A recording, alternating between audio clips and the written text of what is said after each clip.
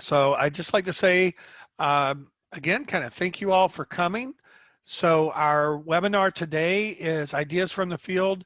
It's called Tutor Ready Writing, free online lesson plans and training for teaching writing. And I've got to tell you, there's another resource called Tutor Ready Reading, which uh, you'll hear promoted today. We're going to have a webinar on that one in a couple of weeks. And I saw the Tutor Ready reading webinar or the reading resources a couple of years ago, and they were fantastic. And so I was so excited when I learned that this group was coming out with some Tutor Ready writing resources as well. So I think you're really going to enjoy this webinar and get tied into some great resources and training that is free, which you can't beat that. Just to remind everyone, we are recording the webinar. So on Monday, you will get a follow-up email that'll have links to the webinar recording. It'll have the slideshow, which um, Dianna and Barbara have agreed to share with us.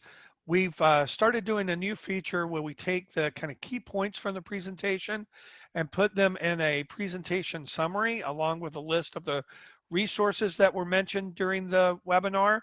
And that's really designed for to be a piece that if you want to share information about the presentation with your colleagues at your literacy programs, that's an easy kind of one sheet PDF that you can email around to them, and it'll have links to all of the resources as well. We also include the chat transcript because we know there's a lot of good information in that, the question and answers, and a link to your certificate, to your having trouble, a link to your certificate for attending. And no, great question, Maria. You're not supposed to be able to see the speaker.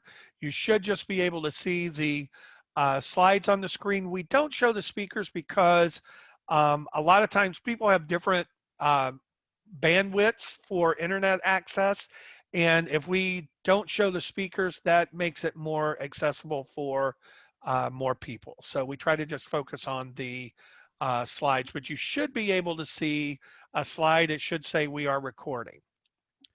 Um, a little bit about the Zoom controls. You saw the slide earlier that asked you if you're having technical issues to raise your hand. We're going to ask you to communicate with us in two ways. So down at the bottom of your screen, you should see a bar that looks something like this. Things may look a little bit different if you're attending by a phone or a tablet, but the little chat box, which is a dialog box with just one dialog box, we're going to ask that you use that to introduce yourselves, which a lot of folks have done. If during the course of the webinar, you think of a resource you'd like to share with the group, you can post that link there. If you see a resource that somebody else posted and want to kind of pose a question to the group, use the chat for that. We're going to ask that if you have a question about the actual content that we're talking about Tutor Ready Writing or some other question for Dianna and Barbara, that you use the Q&A. That Q&A feature helps us track the questions and make sure that everybody's question gets answered. And Dianna and Barbara have agreed to stick around uh, past the top of the hour, so and to make sure that everybody's questions get answered. So thank you for doing that. Uh, just a little bit about our pro literacy webinars. So this Ideas from the Field webinar, our organization is trying to offer webinars at least once a week. And we have these Ideas from the Field webinars. We also have webinars from our publishing division, New Readers Press, and webinars just for members. And you can go to this URL, proliteracy.org webinars, and find a schedule, register for upcoming webinars. We try to keep those registrations about 2 weeks out, and you'll also see links to our previous webinars that we've had. And then our upcoming schedule, we have on November 5th, there's a webinar from New Readers Press about books that motivate ESL students. I think it's presented by one of our authors, Ann Gianola. We have another Ideas from the Field on November 12th about Tutor Ready Reading, which are those resources I mentioned earlier. Uh, we've been doing a joint webinar with the EdTech Center from World Education. It's the fourth Friday of every month.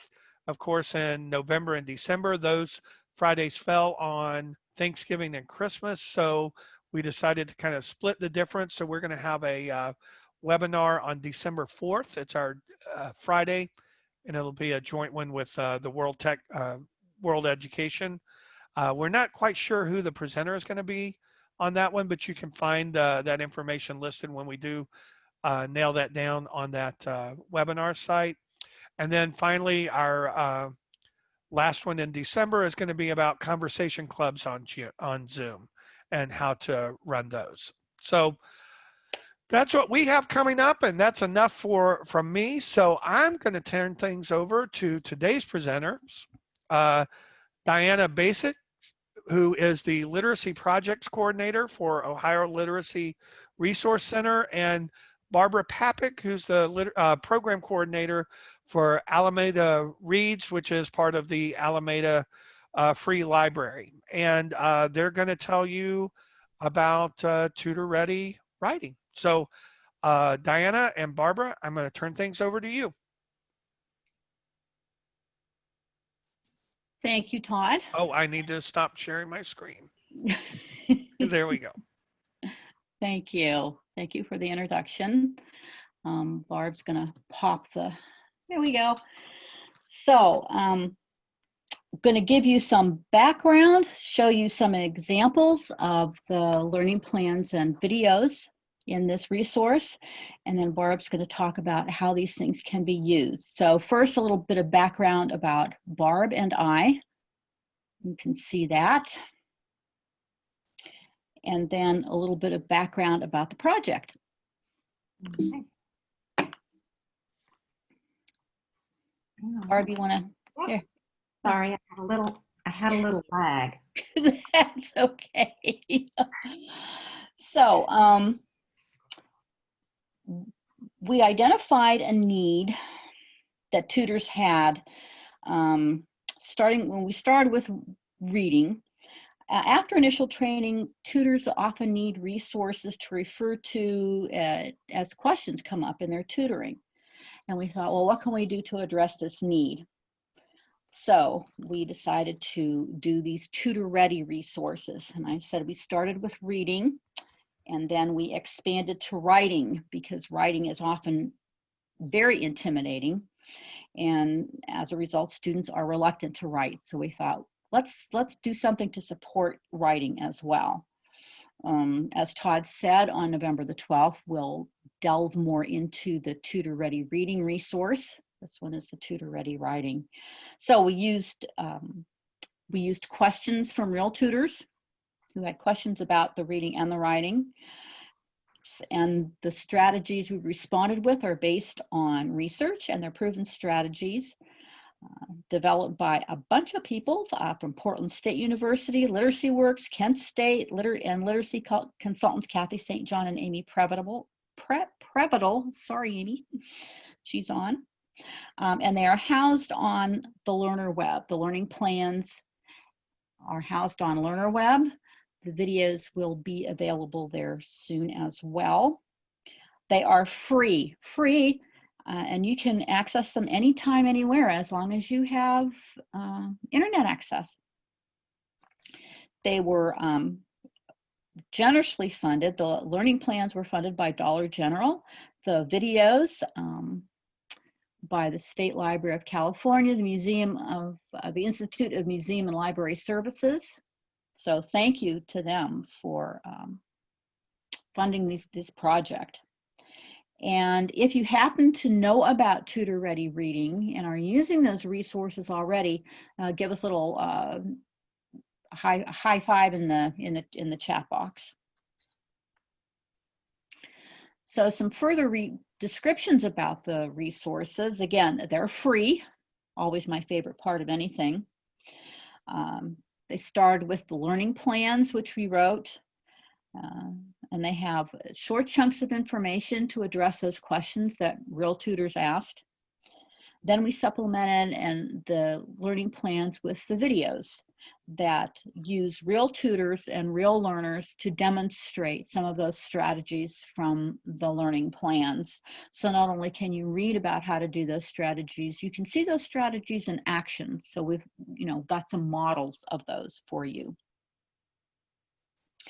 Once the videos are complete, they will be embedded in the learning plans the same way the reading videos are, and they will also be available on the CLLS website.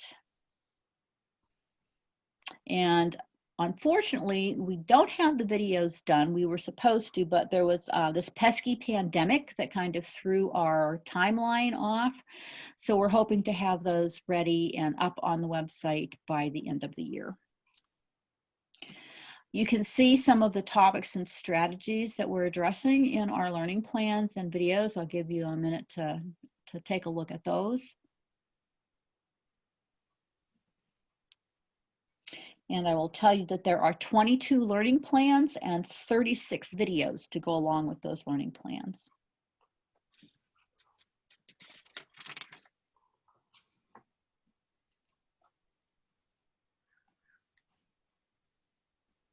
All right, Barb, go ahead. And the learning plans and the videos can be used one-on-one. The videos do have one-on-one instruction, but the strategies can be adapted for small group work, for a whole class, also for literacy level. That can be adapted to GED level and ESOL. So very versatile. And I've talked about them. Now I'm going to show them. So let me switch my screen here. Barb, it's not letting me steal your share, so I think you have to stop sharing. Okay. There you go. Yeah, it's always something. It's always something. All right. So I have already logged in just to save some time. And once you log in to the writing area, this is what you'll see. So here's the way they're organized. We have introduction to the writing plans. We have a tutor planning section, learner writing section, and tutoring learners who don't read or write in their native languages. So the learning plan and video we're going to talk about today can be found under tutor planning.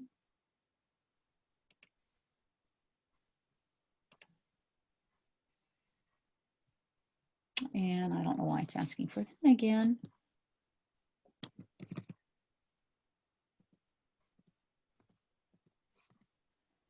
But it is.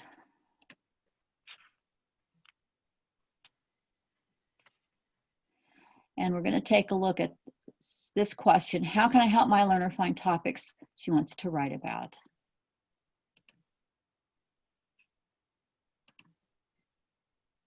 So short chunks.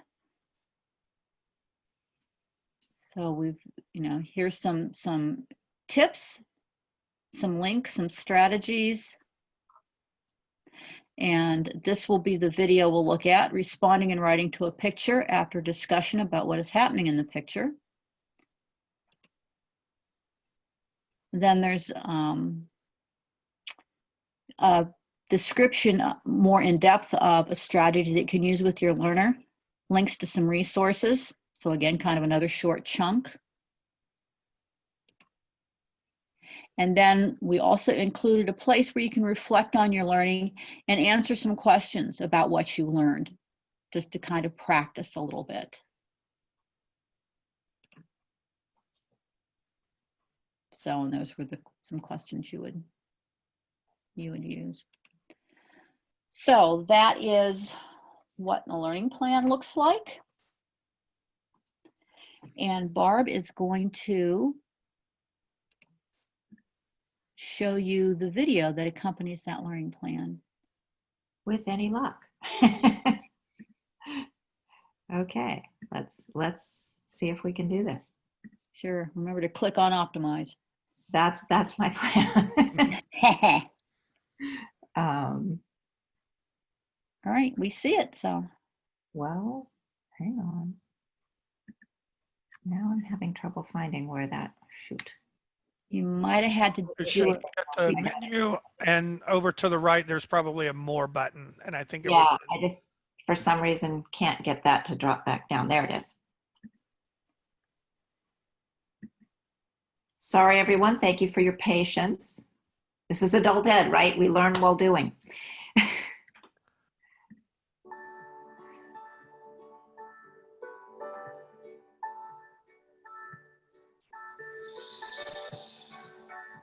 Pre-writing is the first step of the writing process. In this video, you'll see a tutor and learner practice pre-writing strategies. Responding to an image gets ideas and language flowing. Discussing a picture elicits meaningful stories and writing topics. Creating a spelling bank helps learners write with confidence. Jot down key words when discussing a topic with your learner. While writing, your learner can copy words from the spelling bank to get ideas on the page more easily.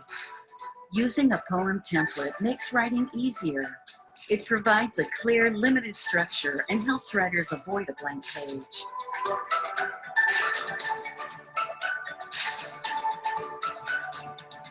Now you'll see a learner and tutor write poetry. First, they'll talk about a photograph and create a spelling bank using keywords from their conversation. Then they'll draw words from the spelling bank to use in a poem template.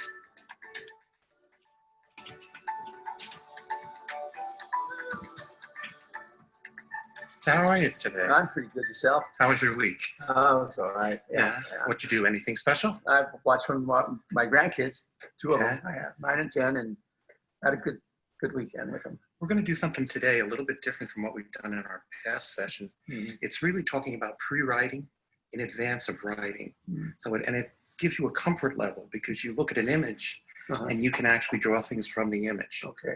It's an excellent way to get around grammar issues and spelling issues, particularly spelling issues. Yeah. There's no fear. There's no right answer, no wrong answer. What is important is that you're connecting the image with your thoughts, your feelings, Uh-huh. and we move, and we're going to kind of take some notes Okay. together, Uh, and then we'll kind of create a poem okay. on your interpretation of what we're looking at here. Okay. How's that sound? Sounds good. I have a sheet here, and what I'm going to do Uh-huh. is I'm going to write down what you actually see Mm-hmm. in this image. The first part of it is what we actually see, and this is the most obvious interpretation of the picture. What we see, What we see when we look at this image here in front of you. what I see here is bare hands or reflection. An older person, rough life, worked hard, and elderly, Do you see anything in like the condition of the hands? very rough. Nails are pretty bad off, wrinkles, and they don't look too clean. Okay. What do you interpret when you say that they don't look too clean? What Well, could be a connection there? the connection is he's a hardworking man. Been working hard all his life, it seems like. Okay. Since he's so old, he's been through a lot and understands a lot about life. I see that he's by himself inside, kind of hard for me to explain, I guess. I think you're doing a great job. I see that he's probably a quiet person. This is just my thoughts about what I see. Private. You're doing great. You're seeing a lot of things in an image. It's a powerful image. In terms of feelings, overall feelings, when you look at the picture, do you know anyone that you could relate that to? My grandma and grandpa in Montana. He was a hardworking man also. And back in the days I'm talking about, I helped them a little bit too. How did you help them? You can take the cows and bring them in nighttime and let them out at daytime and milk the cows. And we had a couple of horses. We did that too. We basically just played around, I guess, but it was work to them.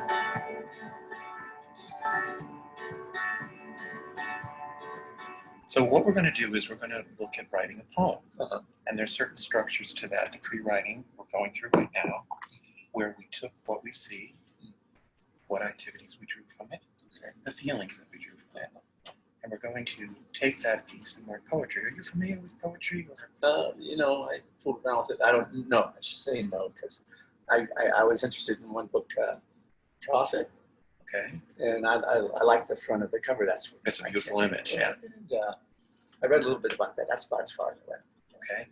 Are there any songs that have beautiful lyrics? Because that's poetry. Yeah. So you might have more exposure to poetry than you realize. Yeah. Oh, yeah. So what we're going to do is we're going to take and kind of organize the words that we extract from the graphic organizer. The graphic organizer is a step that you take to help you towards writing.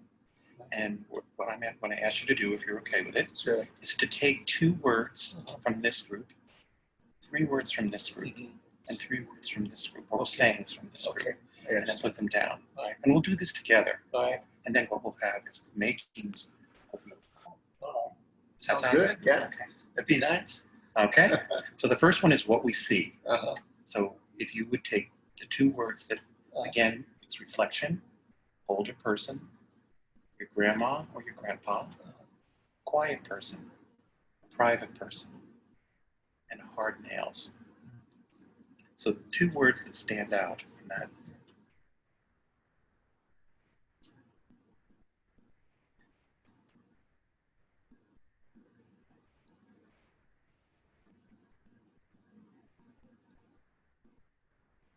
I was looking at the word string, which one I wanted to pick, and I never thought I was going to pick these 2, but once I looked at it, I didn't like that.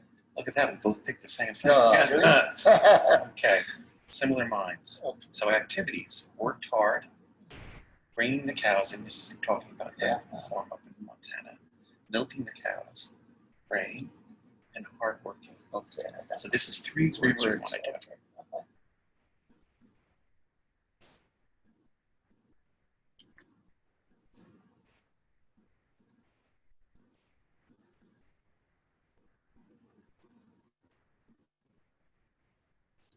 So could you tell me the 3 that you chose? I got praying. Praying, excellent, I got hardworking. very good. And I got working hard. And look at that, we did the same. Again. And we're not even looking at each other's No, sheet. I'm not. Similar minds, okay?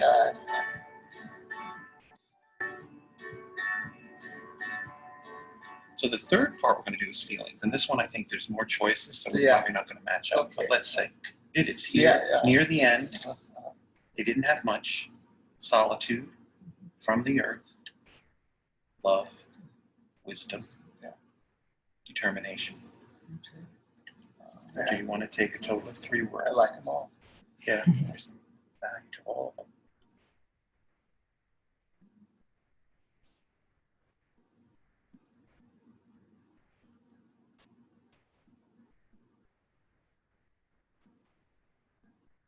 Okay, so what were the 3 that you chose in the feeling Love, section? wisdom, and from the earth. And we are slightly different. I did solitude, determination, and wisdom. Okay.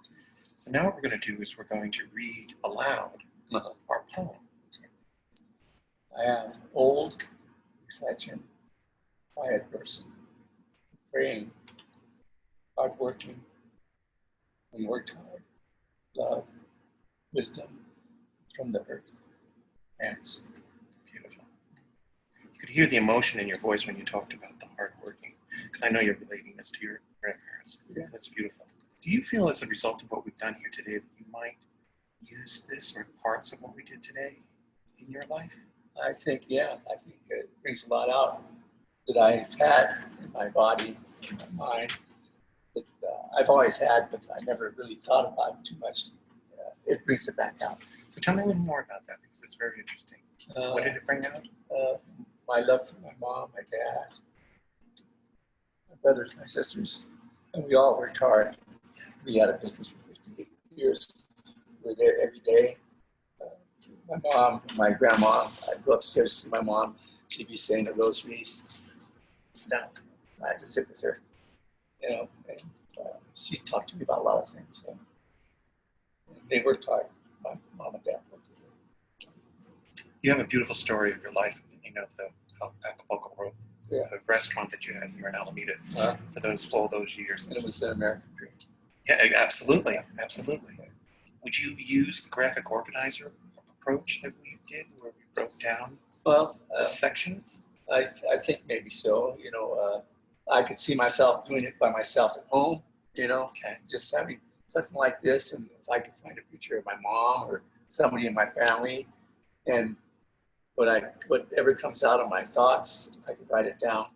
And I think that's a good way to do it. And you would use the 3 sections Yeah. so that it would help you.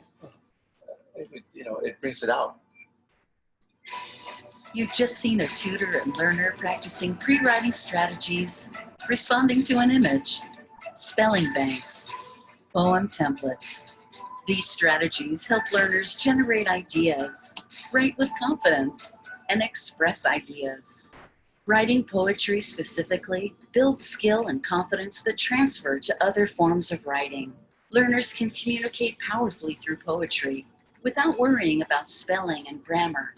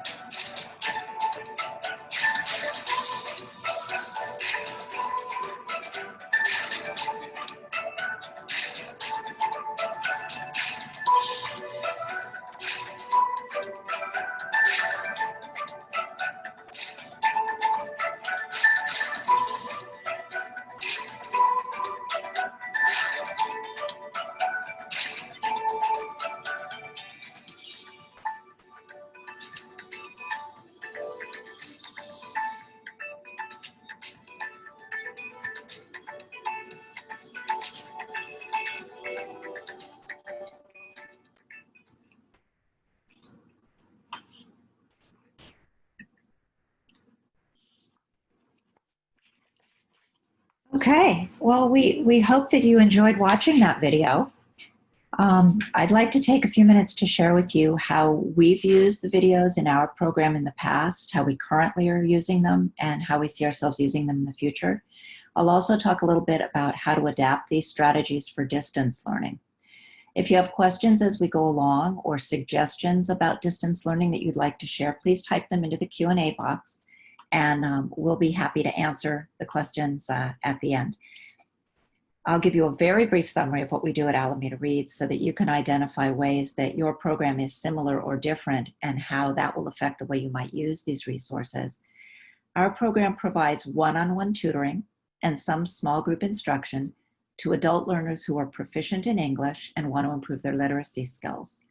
We don't have a set curriculum. Instruction is customized for each learner based on their stated goals, and it's up to the tutor, with guidance from us, to determine the best materials and strategies to use with their learner. All of our learners are volunteers, and we require them to complete pre-service training before they begin working with learners. Before the pandemic, our pre-service training consisted of 13 hours of in-person interactive training, split up into a 1-hour orientation and 2 6-hour sessions. Each training had a maximum of 12 trainees and was very hands-on with lots of opportunities for role play and trying out strategies. 2 questions that new tutors always ask are, what is it really like to work with a learner? And can I sit in on a tutoring session? Well, of course, we don't allow trainees to sit in on an actual tutoring session because that would really change the dynamics. But we have the next best thing, which is watching the Tutor Ready videos. These give them that glimpse into what a tutoring session looks like, as well as demonstrating specific strategies. With this training format, both the Tutor Ready reading and writing videos are really useful. And post-pandemic, we plan to return to this format. But in the meantime, we need to switch to a distance learning model to train new tutors. In distance learning, things need to look a little different. There isn't the opportunity to have the same kind of hands-on activities, though we are exploring using the breakout room feature of Zoom to try to recreate that experience. The biggest difference, though, is that the training needs to be broken down into shorter segments. An hour and a half is about the maximum that one can reasonably expect someone to stay focused on a Zoom call. So where we used to do a 1 hour orientation into 6 hour sessions, we need to create shorter sessions that provide more content that the volunteers can access on their own schedule. And this is where the videos, both reading and writing videos, will really help. Along with providing written materials, we can assign specific videos for the tutors to watch and then use the Zoom time to discuss and ask questions, almost like a flipped classroom approach. The way we use the Tutor Ready resources to provide ongoing support for our tutors hasn't really changed with COVID. When a tutor is looking for ways to address their learners' specific issues, we often refer them to the lesson plans and especially the videos to pick up new strategies that they might not be familiar with, or maybe some that they once learned about but have now forgotten. It's nice that they can go back and review these resources whenever they need to, however often they need to. So now I'd like to talk a little bit about how to adapt these strategies for distance learning. So applying any strategy that you use, I think, is a little tricky in distance learning, but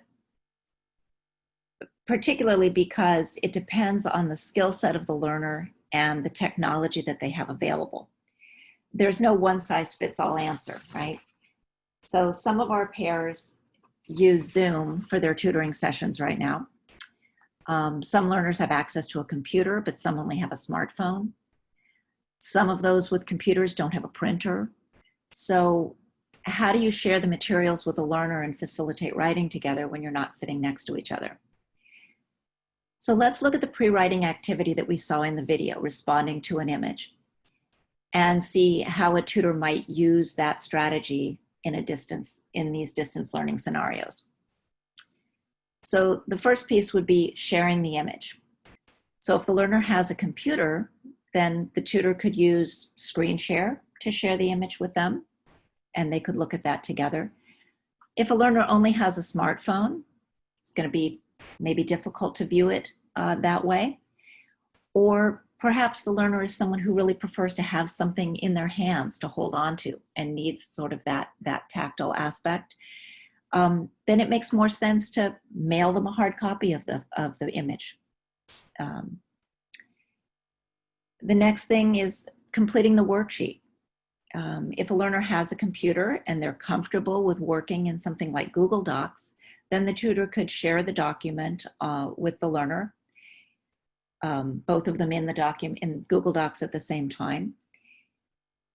The learner can type their ideas directly onto the document, and the tutor can see in real time how the learner's doing.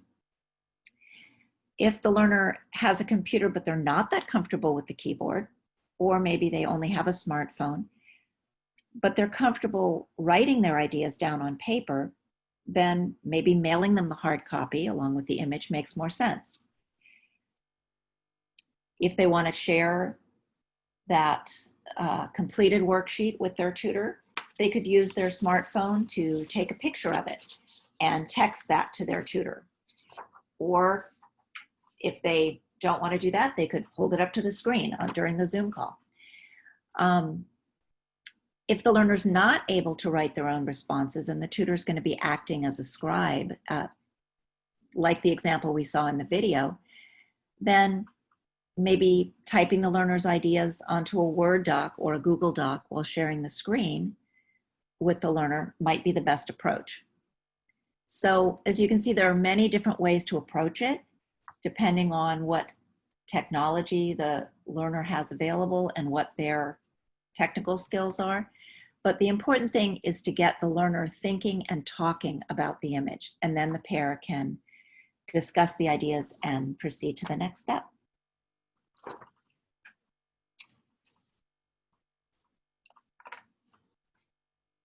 I think this might be a good time for us to open it up for questions. Great, we can do that. And I think people are really interested in the websites for the Learner Web and for the videos. So if you can leave that image on the screen for a little bit, I think that'll be helpful for us to kind of, for people to type those in and go and visit, and also to, for us to be able to post them into the chat room. Robin, if you can make sure to post those into the chat room. I think we've already done it, but we can do it again, and that way they'll be in one place. And I will start asking the questions. So we have a lot of questions. Some of them on just kind of teaching writing in general, which I think will be good. So I'll start with the first one. It says, what in your opinion is the best tool for editing and correcting students' writing? I've been using Google Docs, but if you have any other suggestions, and you just kind of mentioned Google Docs or a Word document. So I think from this question, Dan, we're talking about, especially in a virtual setting, but maybe just in general. So tools to use to kind of help with writing, the student writing, and being able to correct and edit and revise that writing. Yeah, I think if we're talking at a distance, that Google Docs is pretty good, because you can make comments.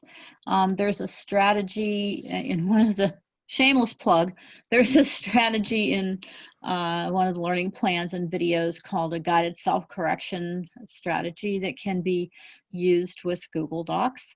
But yeah, at a distance, you kind of have to do what you can. And Google Docs is, especially if you and your learner are in there together, that's always very cool, because you can talk about the corrections you're making in real time. If not, you have the option to make those comments. So, and I can't think, if somebody else has something, please put it in the chat, because all ideas are equally valid here. Great, and I think that is a good point about being able, kind of the benefit of Google Docs, especially if you're, on a Zoom, that's one thing, but I know a lot of tutoring takes place on WhatsApp and other things like that. So being able to kind of both see and access the document in real time is really good. And we did have a suggestion from Mel, who says that dry erase boards can work too. And I think that's a good point, Mel, that you can kind of do that virtually by having a dry erase board and holding that up to the screen, but also Zoom and a lot of the other webinar type programs have a feature that allows you to make drawings and edits on the screen. So you can take advantage of those features as well. And then a lot of times you can take a screenshot and share it with the student. So we have another question about the learning plans. Are the learning plans all available to be shared in a virtual class?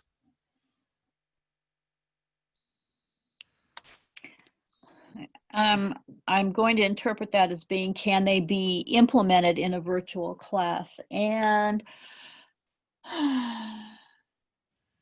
I think many of them can be adapted, but there's always things that it's really difficult to do virtually. Just kind of have to get in there and look at them, and we all have to, we're in a time where all of us are being forced to be really creative with what we're doing. So, but I think a lot of those strategies can be adapted. And in terms of the lesson plans, now they are designed when folks go back to meeting face to face. Like, these are lesson plans. Do they have like worksheets and things? Are there any issues with making multiple copies for all the students in your class or anything like that? No, they're most of the materials, handouts and things that would be part of that are either links to places where you can get them free on the internet, or things that we created to add to those learning plans.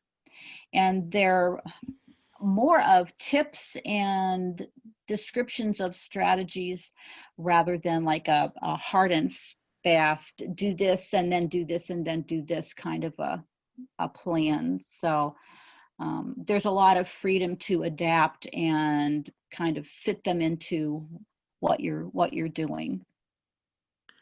And I would just kind of make the point to follow up with that. So if they are designed, if you guys develop them and they're designed to be copied, if they're sheets that go out to the student designed to be copied, that also means that they're okay to share digitally over Zoom and things like that. So teachers wouldn't have to worry about copyright issues if they wanted to show the students a worksheet on their Zoom screen or something like that. So Correct.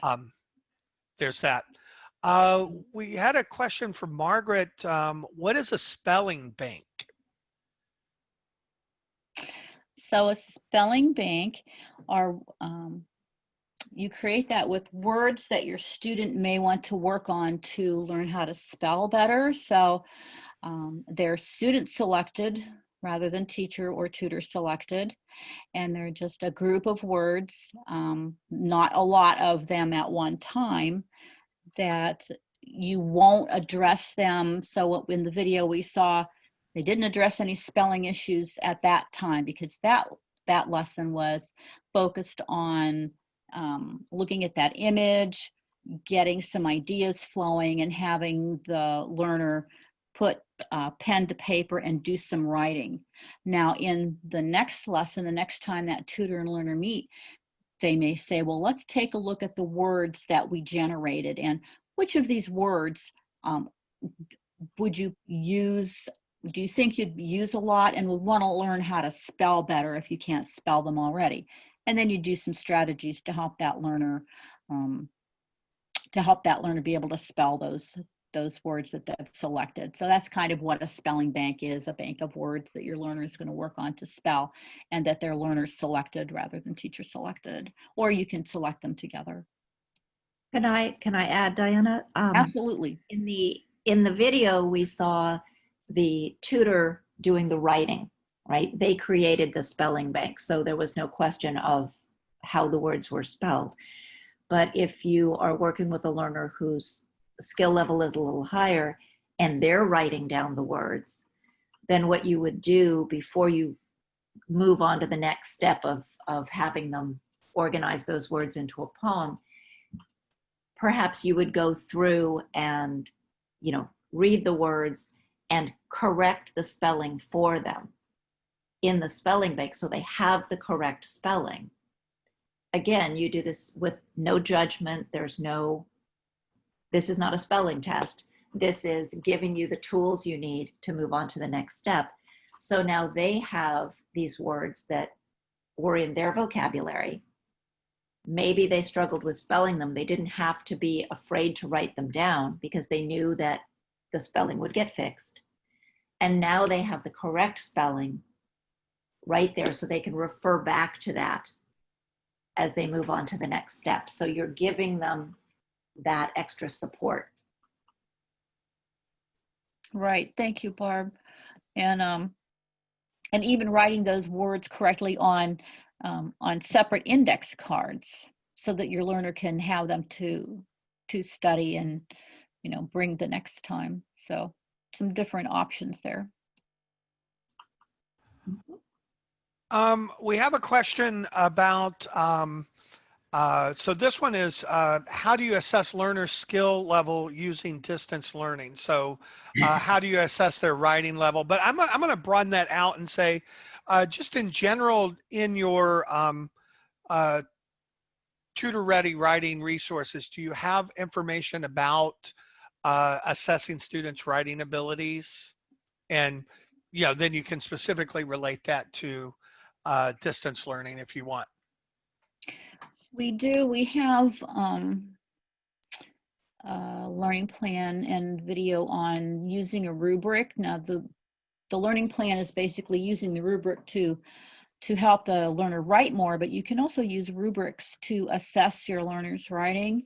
And we also have a learning plan and a video on using a portfolio to assess your learner's writing and see their progress over time. Using Google Doc, you know, if it's an initial assessment, using Google Docs or something like that, or even having a learner mail you something or take a picture of it just to get that initial learning sample so you can see where they're starting out. So I think there are ways you can assess at a distance using Google Docs or having your learner take pictures of something they've handwritten and text those to you so you can see, you know, how they're doing, where their strengths are and where they might need some support. Yeah, and there seems to be a lot of kind of questions around how do you get learners to share their writings through a distance when you're doing kind of virtual learning or distance learning. And I know you've mentioned some. We've talked about Google Docs. You mentioned in your example, Barb, taking a picture of your writing and texting it to your tutor. You can send it in through the mail. Any other ideas about just kind of that general issue of being able to share writing back and forth with between the tutor and the student? Well, I think that's one of the trickiest parts, right?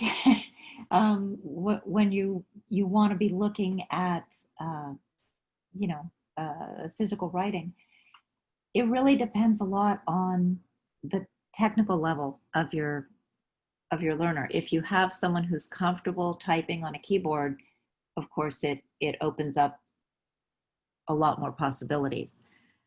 In our program, we have a real mix, and so we do a lot of, you know, use your phone and take a picture of that and text it to me.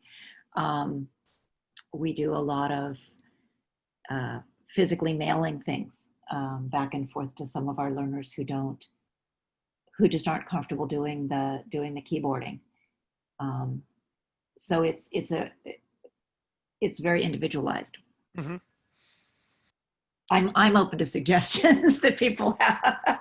It's really it's the trickiest part of this time that we're living in, when you can't just take a piece of paper and pass it back and forth.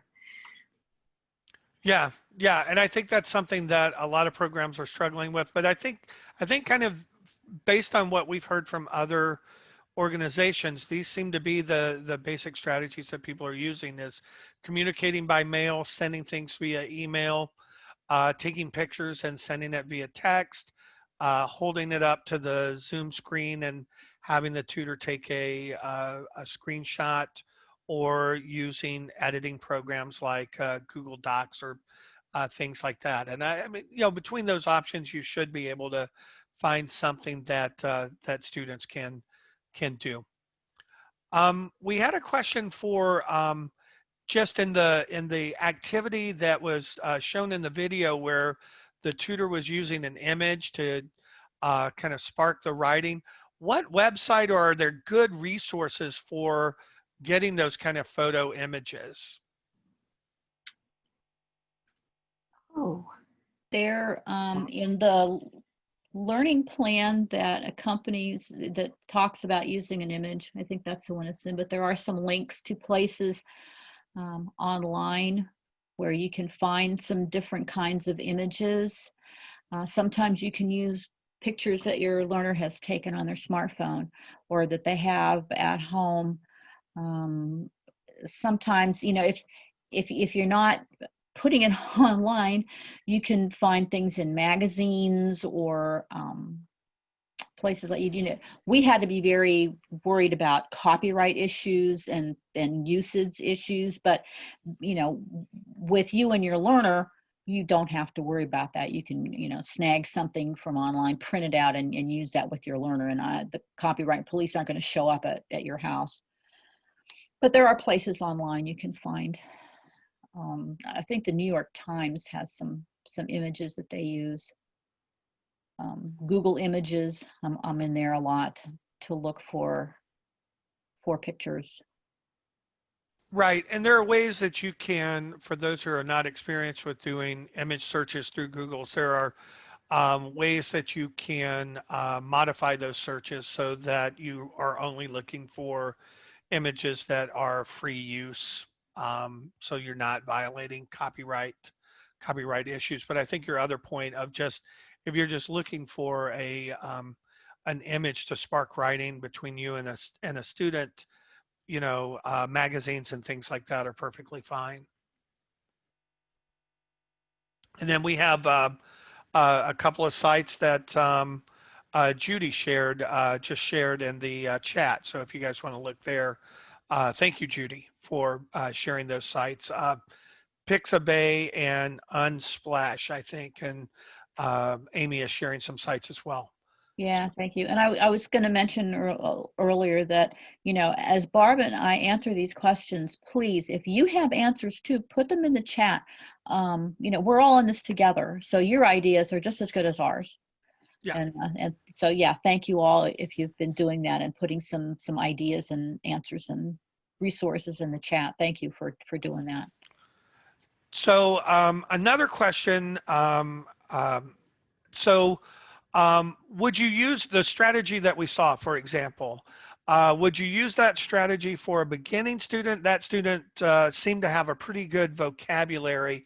And I would just kind of ask you to kind of broaden that out and talk about the range of student writing abilities that these lesson plans and teaching strategies that you learn about on the videos kind of are geared towards. Do they go down as low as very beginning level students, and kind of what's the upper range? Many of them, yes, can be used with beginning students all the way up to more advanced students. And the learning plans and the videos often have, if you saw at the end, where, you know, for students who need more support, for students who are more independent, for ESOL students. So there's some suggestions there, but, you know, thinking about the video that we saw, so you can write for your learner, you use what vocabulary that they have. If it's an ESOL student or someone else with limited vocabulary, use what vocabulary that they have to do that with. But it gets them talking, it gets them using some vocabulary, and it gets them writing.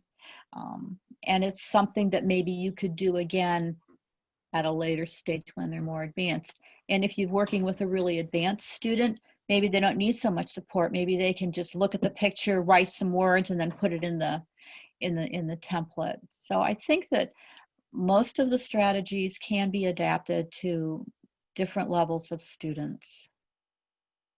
I think that's a great point. And we actually just had a post from Amy that says the video activity of using an image to generate words and ideas is good for all levels. She says she uses it all the time with very beginning writers and with English language learners who have no schooling in their home language. She says what's important about the activity is it draws on all language skills that your learner already has. And I guess for the writing piece of it, if you're using the image to kind of spark that conversation, the writing piece, if the students are not able to do the writing themselves, then the tutor or teacher can do the writing, and then we can almost treat it like a language experience story where the student can then copy it and those sorts of things. Exactly. Absolutely, absolutely. Okay. Great. We've got a few more questions, but we're about 5 minutes away from the top of the hour. So I just wanted to kind of use this time to say again that Dianna and Barbara have agreed to stick around and make sure everybody's questions have been answered. So we will stop taking questions at the top of the hour. So if you have questions, you want to make sure you get those into the Q&A. And also if you want to stick around past the top of the hour and just listen to their responses, you're welcome to do that. If you have to leave at the top of the hour, We understand that as well, and would just say, take this time now to say thank you for coming, and just to remind you that you'll get an email follow-up on Monday that has a link to the recording and the slideshow and other resource links that have been mentioned in the chat room and that are on the slides here. So now we'll get back to the questions. So here's a great question from Victoria. She says, my Mandarin speaking ESL learner is quite intimidated by writing anything, even in Burlington English short answers. She defers to me to write things in the blank spaces. How can I help her overcome her fear of writing English, considering that Mandarin Chinese is so very different? Well, I really don't have a background in ESOL. I wish I had an answer. If there's Barb, or if there's someone in the chat, please. I definitely have some ideas on that. It's great to be the scribe for your learner, for example, like you saw in the video, and then use those words, the words that they generated, and have them copy them over. You notice in the video, the tutor created the spelling bank, but then had the learner write them in on the template for the poem. He could simply copy those words over, right? You're reviewing them, you're reading them together in the spelling bank, and then selecting the words that you want to write. And use those as your practice words and have the learner transcribe. There's nothing bad about copying is learning to write. And so, especially when you have a learner who's going from one writing system to another, right? Mandarin looks nothing like English. And so that's a whole way that you need to train your brain and train your hand to respond, right, to writing in our writing system. So I would say an activity like this, where they're generating vocabulary that they're familiar with, they know what the word means, so there's real meaning for them in learning to write that word. That's the best thing to use for practice. You can have them just copy down the word, recreate the spelling bank on another piece of paper. So you're separating the mechanics of writing a word, you're separating that from another activity where they're trying to get their ideas on the page, but they're having to worry about the mechanics. You can treat those two things separately. It's just a separate part of your lesson is, right now we're going to practice rewriting these words. Does that help at all? Yes, I think so. That was a great answer. That was a great answer. Let's see. We have a couple more questions. Just kind of. Let's see. We have on the note collection. I missed the second point. Somebody says, one, what we see. Two, they missed that. Three, feelings. Oh, the second piece was activities. What activities? Yeah. Okay. And depending on your image, if you have a different title that you'd like to use for that section, that's going to make it more evocative for your learner, then by all means go for it. Modify. Some pictures, you look at it and you're like, it doesn't, really lend itself to activity. What activity do I see? But there might be something else. You might use something like, connecting to other people that or something like that. And here's a question that I think kind of goes along with the, maybe connected to the Mandarin question is, how can one wean a student from relying on phone-based translation apps? So I'm assuming kind of, especially with that vocabulary or maybe with the spelling aspects of writing, relying on, we'll expand this a little bit, but kind of relying on those technology support pieces and instead working on developing those spelling skills, those translation skills, that vocabulary?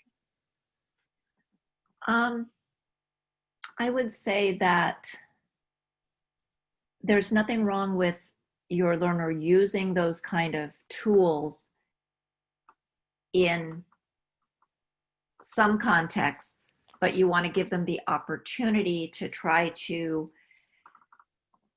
use context to figure out meaning in other parts of your lessons. So there's nothing inherently bad about using a tool, right? Look something up in the dictionary, learn a new meaning, right? But then you want to use, spend some of your time working with a text that has simpler vocabulary that they can, where they may not know every single word, but they can use context to help them figure out a meaning. Or, you know, we acquire vocabulary in a lot of different ways. And the best way is through conversation. The next best way is through reading, stories where you know a good portion of the vocabulary, but not all of it. So you learn some new things. And if you're jumping into something that has too many words that you don't know, then you're probably not going to learn a lot of new vocabulary from that text. That doesn't mean your learner can't try to access that text, but that's the time when they're going to want to use, you're going to want to let them use those translating tools so that they can get the meaning of the text. So you just want to give them, in terms of weaning them off of using that, I would say you want to give them opportunities to work with text that has vocabulary where more of it is, they have it under their belt. Great answer. We've got a couple more questions, and then I think we're good. So here's one, and I'm going to expand Rita's question. So she says, she asks, you talk about shortening the session for training tutors. Do you have a recommendations on the best length for Zoom instruction meetings with the learner? And I'm going to expand that to be, do you also have recommendations for kind of how much of a lesson, let's say a broad literacy or English language lesson, how much of that should be spent on working on writing and writing skills? And is that different in a face-to-face environment than a virtual environment? You mind if I take that one, Di? Go right ahead. I might add at some point, but no. Excellent. Well, there was a lot to unpack in that question. There was. First, I would say in a face-to-face environment, you want to try to incorporate writing and reading into every lesson in some way, because the two are intertwined. And sometimes that's a little tricky because some learners are very intimidated by writing, and they don't want to do writing and they only want to do reading, and they don't understand that they're learning both by doing both. And sometimes you have a learner who only wants to work on their writing, and they're not interested in reading together with you. And so you have to very gently push them to do that. And there are some, in the lesson plans and in the videos, there are some ways to address that. There's some interesting uses of journals, conversation journals, things like that, that can incorporate a little bit of writing into every lesson, which is kind of nice. It is a little trickier, I think, with distance learning, just because sharing writing together is logistically more challenging, but I think it's still a good idea to try to do that, to try to find a way, even if it's just texting a little something back and forth. If you've got a learner who's not particularly doesn't have, isn't super comfortable with their computer skills, with their keyboarding skills, maybe just have them, you know, think of it as the preparation for your meeting as being part of your meeting. Have them, you know, you text them right before your meeting is ready to start, and they have to text something back to you, because that's also writing. And so, you know, but I think you do want to try and find a way to build that into every meeting if you can. The other part of your question, I think, had to do with length of time for example, a Zoom meeting with a learner. And again, that's going to depend a lot on your learner, just like it does with an in-person meeting. I've had some learners who an hour is too much for them, and 45 minutes and they check out in person. And so if your learner is someone who's going to get more fatigued by looking at the screen or working with you on Zoom, then you're going to want to shorten it. If you have somebody who's a little more comfortable with that and they can go longer, then great. I wouldn't recommend going past an hour and a half with anybody. And maybe that's my personal bias, because that's my cutoff for Zoom. It's interesting. I was not meaning to go off on a huge tangent here, but I was just reading an article last week about the physical aspects that contribute to what they call Zoom fatigue. And it has to do with the way that we process the nonverbal cues that we use in a face-to-face conversation. And our brains try to do that over Zoom, but you don't pick up the signals the same way. So you're actually physically doing a lot more work. Your eye is jumping around a lot more. And your brain is trying to connect things in different ways. So there is an actual physiological aspect to Zoom fatigue, besides just looking at a backlit screen.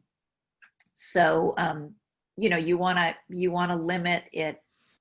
You have to go a little bit shorter, I think, than you might with some of your more advanced learners who could do 2 hours together in person. I wouldn't try to do a 2-hour Zoom call. Di, do you have anything to add in there? And did I miss any parts of the question? No, I don't really have anything to add. You said pretty much a lot of the things I would say, so yeah. No, I think that was a great answer, and that's really interesting about the kind of the additional work that your mind has to do to process what's going on in a Zoom meeting. I suspect we're going to find out a lot of research around virtual meeting and virtual learning and things like that over the next couple of years. I think so. Yeah. So we have one last question, and it's from Margaret. So she asks, what happens in a short Zoom tutor training after the tutors watch the videos? So if you're using these videos to train tutors and they watch the video, what happens next? Like, what do you do? An excellent question, and I will be quite honest and preface this with our online training is it's in development. So I have not gone live with this, but I do know other programs that have. My thinking is to provide the new tutors with written materials. In our in-person training, we have a whole manual that we have created that we share with them. And so we would provide those written materials for them, as well as assign them videos to watch. And then when we come back for a Zoom meeting, then what we would do is talk about what they saw in the video, what questions they had, and we would have, you know, a discussion, emphasize the things that we wanted them to get out of that video. So kind of the sort of a classroom discussion, if you will, of the materials that they were supposed to read for homework. And I think that there's some great potential for using the breakout room features if you're using Zoom. I know that other platforms have something similar to that, where you can say, hey, you know, why don't we pair you guys up and have you try out what you watched in this particular video, or do something like that. So I think that's sort of what I envision, but having shorter Zoom calls, but more of them. You know, it's interesting to try to, you know, you spend years kind of developing your in-person training in a certain way, and then to try to shift it completely and break it into smaller parts is tricky. But that's kind of the way that I would approach it. Is the Zoom portion is for questions and discussion. Dianna, anything to add to that? No, just kind of like flipped learning, and yeah. Yeah, I think. Go ahead. I was gonna say, I'd love to hear if anybody's out there doing this kind of training. Put it in the chat, like what's worked for you and what hasn't, because like we're all trying to figure this out, and I know some people are doing it, and a lot of programs have been doing their training online, you know, for a long time now. That's not the approach we've taken in our program, but I'd love to see what works for them and what they think are the weaknesses. Yeah, and I think I would say, just as someone who's done training on writing, one of the things, just a general strategy I found that's especially effective when training tutors on different writing strategies to use with students is to actually use those same strategies with tutors. And I find that it's not just, first of all, it's not just students that don't like writing or have a fear of writing or those sorts of things. A lot of times it's tutors as well. And so when I've done those face-to-face workshops, I always try to, any writing activity or most of the writing activity that I'm going to ask them to be doing with their students, I create a situation where we can do that same strategy with them, you know, in a different context with a different topic or something like that, but walk through the strategy with them. And I think there's a kind of an especially beneficial process of doing that when you're having to do that training at a distance or over Zoom, because it's going to also demonstrate to them how they can adapt those writing activities in the Zoom classrooms that they're then doing with their students. So I think there's an additional aspect of modeling the adaptation of that writing activity for virtual learning. Absolutely.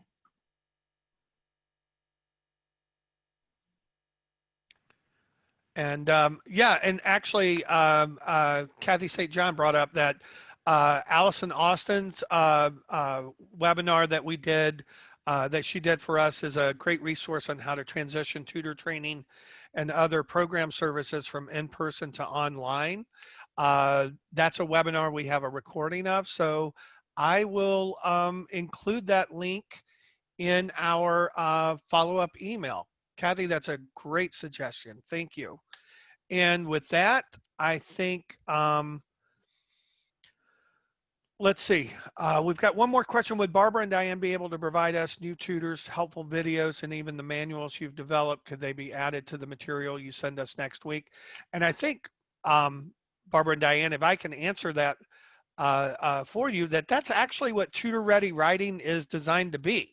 Is when those videos get up and the lesson plans finalized, and you said you're expecting by the end of the year, that's exactly what that'll be. That'll be the manuals and the videos all there in one place as a resource for new tutors. Yeah, the learning plans are there, both for the reading and the writing in the learner web. It's just the videos that were for the writing that we're finalizing. So the other three pieces are available for free at the website. Absolutely. Great. And we'll And we- include we'll include those links in the follow-up email Yeah. for folks.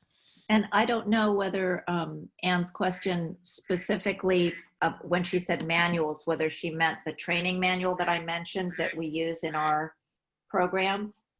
If that is the case, then by all means, she could email me, or anyone can who's interested can email. I'll be happy to share our training manual with you.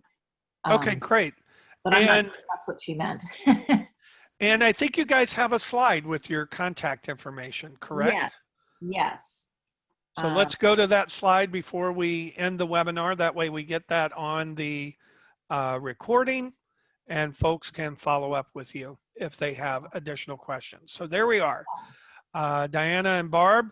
Well, that's all of our questions. I'd just like to thank everybody for coming. Dianna and Barb, I'd like to thank you guys for sharing your time with us and being willing to kind of go over and make sure everybody's questions got answered. And Thank you for having us. Yes. oh, you're very welcome. And thank you everyone for posting all the great ideas in the chat and additional resources in the chat. And I guess we'll see you in a couple of weeks to talk about Tutor Ready Reading. Absolutely. At least Dianna, correct? Yeah. Yes, me and Cassandra Cassandra. will Perfect. be here. So. All right. Everyone have a great rest of the day and a good weekend coming up. Don't forget to vote.